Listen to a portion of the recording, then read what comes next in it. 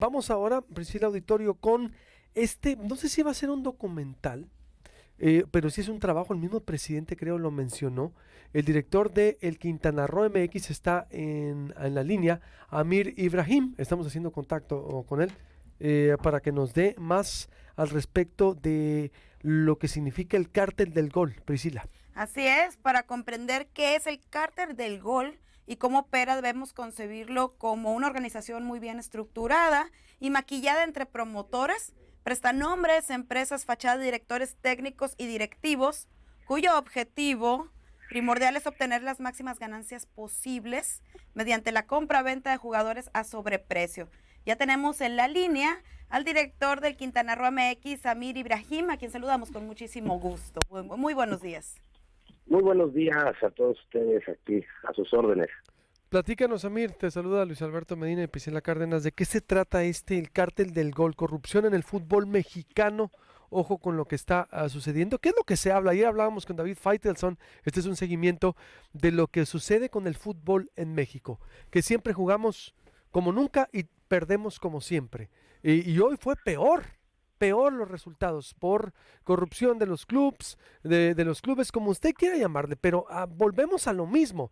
La energía se acaba en el segundo partido y ese talento mexicano que hay, que sí hay, pues no es bien aprovechado. ¿Qué propone este trabajo el cártel del gol? ¿Es un documental? ¿Es una investigación que vas a presentar? Amir, platícanos por favor y le recordamos al auditorio, suscríbase al canal de YouTube, es gratis a cualquier hora del día, nos ve en vivo o durante el día en Proyecto Puente en YouTube. Suscríbase, active la campanita, te escuchamos. Pues bueno, pues primeramente pues es una forma en que algunos promotores, directores de club, presidentes de clubes, directivos, pues han encontrado una forma de encarecer jugadores, ir a buscarlos al extranjero, comprarlos baratos y regresarlos a México y traerlos a México y con enlaces con directores técnicos que ellos mismos representan o directivos que con los que tienen buenas relaciones, pues venderlos a un sobreprecio extraordinario, exagerado, 200, 300% arriba de su valor, y ese sobreprecio generalmente pues, se hace una repartición entre los involucrados, el mochi. Logré documentar una transacción que hizo en este caso Gustavo Matosas y Fernando Pavón, y donde pues presentaron un audio, un video, en donde pues bueno se oía exactamente cómo transaban esta comisión, y luego pues me di a la tarea de investigar mucho más y me di cuenta que pues no era nada más de Gustavo Matosas y Pavón, sino que había una red de directores técnicos, directores deportivos, coludidos con promotores para encarecer los jugadores y venderlos en sobreprecio. ¿Esto cómo ha perjudicado? Bueno, pues de dos formas. Digamos, la primera en donde institucionalmente pues no pagan impuestos, ¿no? La segunda es que, pues bueno, pueden jugar ocho extranjeros en la cancha y quedan 3 puestos para mexicanos. Y pues bueno, pues no debutan a los extranjeros o hacen que jueguen los extranjeros porque es negocio. Entonces, lo que ha estado sucediendo en el balompié mexicano es que se está anteponiendo el negocio, la ganancia, el moche, a lo deportivo. Y pues bueno, no invierten en talento mexicano, es muy difícil, se ha logrado documentar también, por ejemplo, los cobros a los papás para debutar a sus hijos, les piden dinero para poderlos poner minutos jugando, para debutarlos en primera división o en la liga de expansión o en la segunda división, y bueno, esto ha provocado que pues todo se vuelva una transacción económica y el talento queda a un lado. Ha habido jugadores muy jóvenes que han destacado muy bien en el juego, que son grandes jugadores mexicanos y que por no tener dinero no han podido debutar o los debutan de manera unos minutos y después ya no es negocio y preferencian esta colocación de jugadores a sobreprecio porque eso les deja grandes ganancias, millones de dólares. Estamos hablando de que he documentado transacciones en donde los sobreprecios van arriba de 1, 2, 3 millones de dólares por transacción. Cada año se hacen 2 temporadas de pases, el famoso draft, y compran y venden jugadores. Y en esta en estos drafts, pues bueno, pues es donde, como no son públicos, como no son, no sabemos cuánto costó el jugador verdaderamente y cuánto lo compró un club, pues bueno, aprovechan toda esta opacidad para tener debajo del fútbol una red de complicidades y de corrupción que a la postre dañan de manera estructural y de manera increíble la calidad y el nivel futbolístico de los jugadores. Eliminan también el ascenso y el descenso, lo que impide la competitividad, y bueno, pues lo que hemos visto en el Mundial es el resultado de varios años de este tipo de modelos en donde, pues, detrás de la pasión, detrás del corazón de la afición, de los jugadores, porque aquí los menos culpables son los jugadores, ellos los contratan para jugar, y bueno, pues ha habido, pues bueno, pues una gran preferencia por el dinero y no por el talento. No pasaba así anteriormente. Por ejemplo, los Pumas, en la temporada de Hugo Sánchez, cuando lo manejaba en la universidad, pues a los estudiantes los tenían que estudiar y tenían que jugar, y pues por eso vemos que Hugo Sánchez es odontólogo, por ejemplo, ¿no? Ahora ya no, ahora los Pumas ya no pertenecen a una UNAM, pertenecen a una asociación civil que tienen de ahí varios, dentro de los principales manejadores, tienen periodistas, funcionarios públicos, altos mandos de la UNAM, en donde, pues bueno, pues este tipo de transacciones es lo que deja un montón de dinero. Y vemos en nuestra universidad, el equipo universitario, jugando un montón de extranjeros, y no tenemos ya jugadores universitarios, y mucho menos jugadores que tengan también una carrera profesional. ¿Y qué es lo que pasa? Pues hay un invertimiento cada una de estas. Bueno. Pues ahí está el negocio, es eso, sobreprecios se traen sobre fuera y no le apuestan a la formación de talento. Exactamente, porque en la formación de talento pues hay que invertir, y en el sobreprecio pues hay que ganar.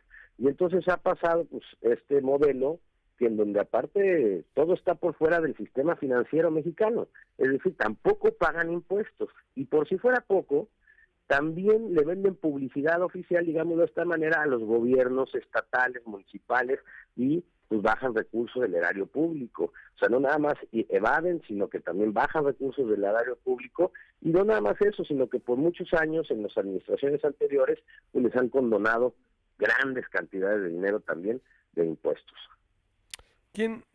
¿Cuánto tiene esto operando? Mira, yo tengo documentado desde el 2012, ¿no? Lo que pasa es que es muy difícil documentar este tipo de digamos, de operaciones, porque todas son privadas, digamos, no se protegen con contratos privados. Entre tú y yo hacemos un contrato, te vendo un jugador, una carta federativa, derechos federativos y de representación de un jugador, y todo eso queda en lo privado. Entonces, yo tengo documentación que podríamos documentar desde el 2012. De hecho, el video de Matosas y Pavor es del 2012. Uh-huh. ¿Cómo pudiera esto combatirse? Porque el presidente creo también lo mencionó. De hecho, no sé si podemos tener por acá el audio del presidente, pero a ver, ¿cuál sería la solución? Yo le decía a Faitelson, bueno, ayer, porque me decía lo mismo que tú me estás comentando, obvio, él con el análisis, y él ha sido crítico del fútbol mexicano toda su vida. ¿Por qué? Pues por los resultados, le ha dado la razón. Esto tú ahora lo estás documentando en este trabajo. ¿Cuál sería, crees tú, la salida? Yo le decía a Faitelson, ¿que intervenga el gobierno? No, pues ciertamente son clubes, es un negocio privado. Sí, pues un negocio privado que ha hecho un manejo muy turbio y con acusaciones serias de corrupción. Con esto que documentas tú, con lo que hemos conocido, ¿cuál crees que sería la solución? O que el gobierno también intervenga e investigue, porque pues el negocio privado siempre ha sido, allá en los 80s cuando empezaron los patrocinadores, Ronald Reagan en los 80s y Margaret Thatcher, cuando se le denomina el periodo neoliberal, pero que empezó la apertura de las empresas que por ejemplo, las primeras Olimpiadas en el 84 empezaron los patrocinadores con todo a hacerse presente en las Olimpiadas, por ejemplo. Siempre va a ser un negocio el deporte, como son negocios los medios, como son negocios las empresas. Es decir, vivimos de patrocinadores porque no podemos satanizar. La cuestión es la ética, la función social, el manejo, la funcionalidad que le da a cada uno, sin duda. Pero aquí entonces, ¿cómo sería una solución? Porque no puede dejar de ser negocio, Amir. Pues lo primero que hay que hacer es ¿cómo se llama? Evitar que se sigan escondiendo bajo el régimen de asociación civil. ¿no? Si estamos hablando de que es un negocio, y todo el mundo sabemos un negocio, una asociación civil es sin fines de lucro. Y todas estas se mueven por asociaciones civiles. Y las asociaciones civiles son sin fines de lucro. Entonces, bueno, pues todos sabemos que ahí hay fines de lucro. Número dos, pues hay que regular, hay que transparentar el pase, el cuánto cuesta un jugador, cuánto cuesta realmente y cuánto se está vendiendo. Por ejemplo, en otros países es normal que sepas que un jugador vale tanto y se vende y lo compra un club en tanto. Eso es, aquí en México no sabemos, no tenemos ni idea cuánto cuesta.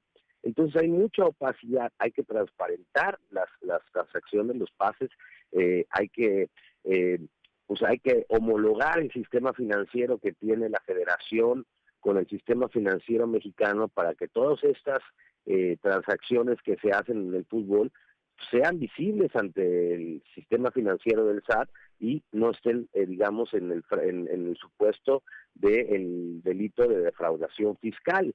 Y porque pues estamos hablando de un deporte, no puedes hablar de algo sano y estar delinquiendo con esa situación sana.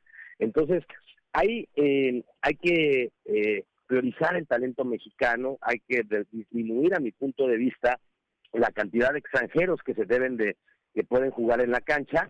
Antes se podían 5 jugadores, había 6 puestos para mexicanos, incluso en un pasado hubo un decreto que solamente permitía que 6 jugadores extranjeros jugaban en la cancha. Eso lo quitaron, aumentaron. Hay que evitar la multipropiedad, es un conflicto de intereses. Hay que abrir los contratos de los derechos de televisión a otras televisoras también, no nada más a Televisa y TV Azteca, sino que, pues bueno, también puedan participar varias otras televisoras y abrir el mercado y transparentarlo, porque todo esto lo que sucede es que sucede en la opacidad.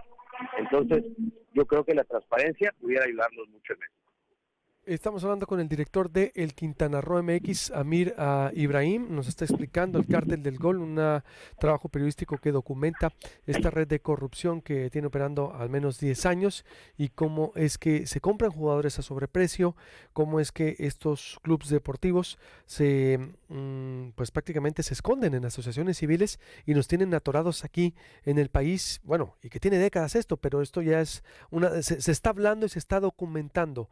Eso es lo importante. ¿Crees que debería intervenir entonces el Estado en sí? ¿Dónde está la CONADE? Yo digo, por ejemplo, ¿dónde está Ana Gabriela Guevara? Para este y otros temas deportivos. Es decir, ¿dónde están las autoridades de este país? Bueno, porque esto se trata de cuestión fiscal. Es que la ley de educación física y deporte no regula a la Federación Mexicana de Fútbol. Pues es que por ahí empezar. No tienen ley. Por eso no hay regulación. Nadie. Por eso, por ahí hay que empezar. Es decir, no hay. Claro. No hay, es decir, están sueltos. Hacen lo que quieren. Todo el mundo, bueno, en este país, ¿a poco? En México no creo. Pero es decir, por ahí. Como son asociaciones civiles, conforman un comité, digamos, de la asociación, en donde, pues bueno, en este caso en la Liga MX es la Junta de los Socios o los socios. Y entonces ellos deciden el reglamento, ellos deciden qué va a pasar, ellos deciden qué va a cambiar, y porque es una asociación civil y se tiene que conformar y la asociación civil decide su vida interna. Entonces, pues lógicamente ellos ponen sus reglas, ellos ponen todo. Pero hay que recordar que hay negocios, hay negocios privados que permean en toda la sociedad. Por ejemplo, en Estados Unidos llamaron a comparecer al dueño de Facebook, y es un negocio privado Facebook, ojo, y lo llamaron a comparecer para que explicara cuáles eran los temas con una situación que estaba pasando con un supuesto acto de corrupción. Pues en México también, porque muchos millones de mexicanos ven el fútbol, en la Liga MX y la selección mexicana. Para volver y concluir contigo, por favor, porque sí es muy interesante todo lo que estás diciendo, y si este gobierno pues agarra el garrote, agarra el PRI, ya le está activando el desafuero, agarra el garrote contra los enemigos políticos o ha sido duro, ¿por qué no poner en orden en todo lo que se tenga que poner orden? Director del Quintana Roo MX, nos está dando a conocer el Cártel del Gol, cómo opera los clubes deportivos que son asociaciones civiles. Por ejemplo, ese dato yo no sabía, que se esconden tras esa figura legal y que pues prácticamente nadie les hace nada, porque la Ley General del Deporte no les hace nada. A mí lo que me llama la atención, y reitero, y nombro autoridad porque son los responsables, porque si este país no se hace responsable en nada, y esta sociedad y los individuos no nos hacemos responsables. Por eso pasa lo que ocurre. A ver, ¿dónde está Ana Gabriela Guevara? Ana Gabriela Guevara, yo me acuerdo en una entrevista que le hice en el 2008, 2009, 2008 en la Ciudad de México cuando era corresponsal. Parte de lo que tronó y lo que decía era, es que las mafias de las federaciones, del básquetbol, del fútbol, el país está lleno de mafias. Y es decir, ¿qué ha hecho para combatir una mafia? ¿Qué ha hecho Ana Gabriela Guevara, la sonorense, que está ahí? Es más, bueno, ¿tú sabes algo de Ana Gabriela Guevara? No creo. No. Nada.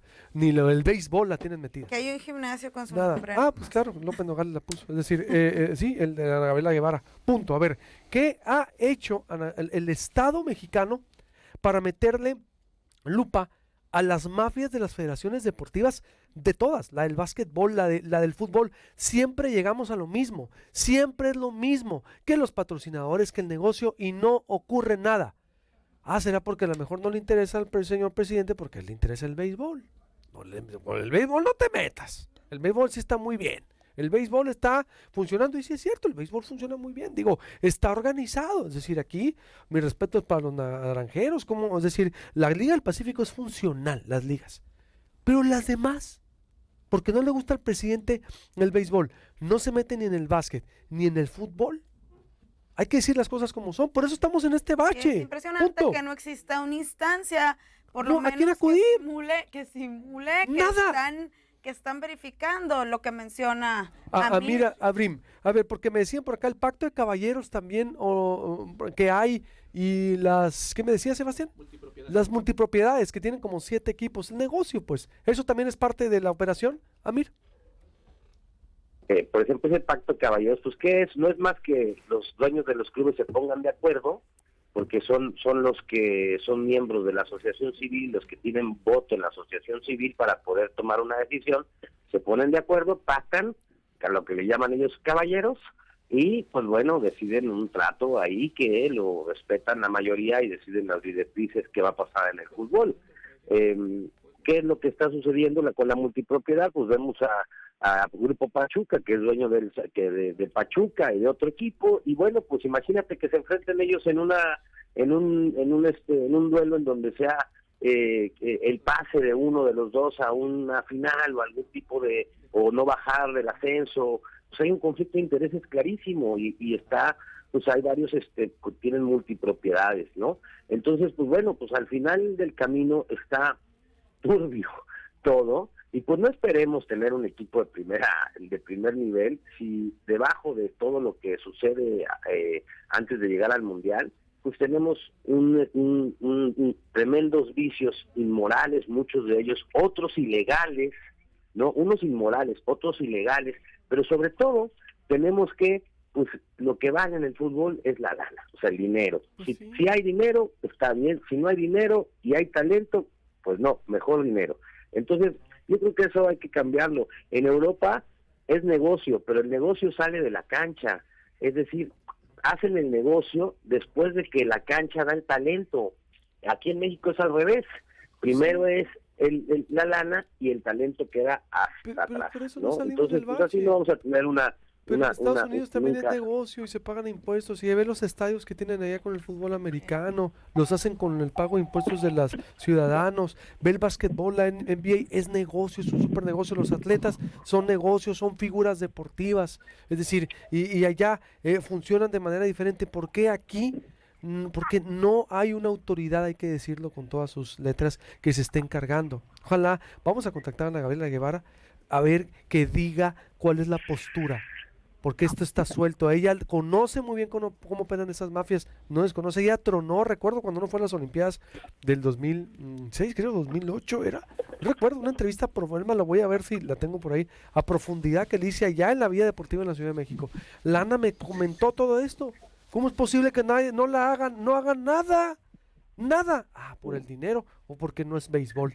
Gracias, Amir, y pues estamos en contacto. ¿Dónde si nos permites, si nos autorizas, vamos a reproducir, obvio, está tu reportaje que está en el quintanarro.mx, en proyectopuente.com.mx para retomarlo. Sí. Y vamos, esta entrevista se va a circular, obvio, ampliamente en YouTube y en todas nuestras redes, en formato en TikTok, en Instagram y en todo. Muchas gracias. Al contrario, felicidades, muy buen trabajo. Gracias. Que te sigan en el Quintana Roo. En mi Twitter, Amir Ibrahim QRO, ahí me pueden seguir. Gracias. Más tarde vamos a subir todo por allá. Gracias. Buenos días. Gracias.